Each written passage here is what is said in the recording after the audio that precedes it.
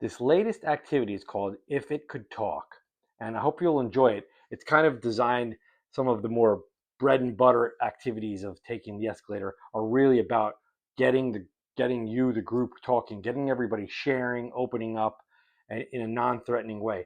And this activity, If It Could Talk, takes different parts of our lives, emotions, conditions, and people from our past, and where we give them a voice. So some of the different prompts in there are: if my fear could talk, what would it say? If my anxiety could talk, if my past could talk, things like that.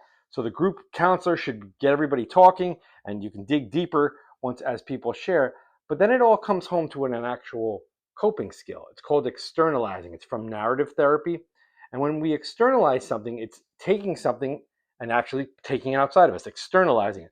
So using anxiety, for an example, instead of saying, oh, I'm anxious, what am I going to do? Saying, what is my anxiety saying to me right now? If my anxiety was talking, what is it saying? Is my anxiety saying, pull the covers over my head and stay home from work and hide from everyone?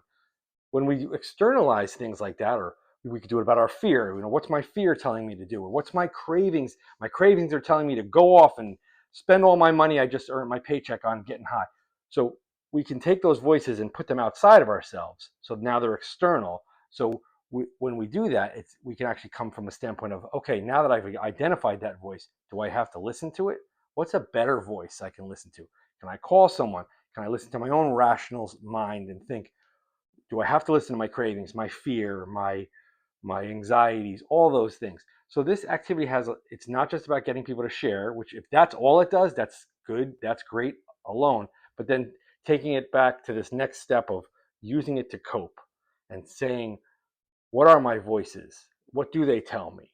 And which ones should I listen to and which ones should I ignore and try to listen to something else? So enjoy the activity, and hope everybody has a good time sharing and growing and building motivation and insight and coping.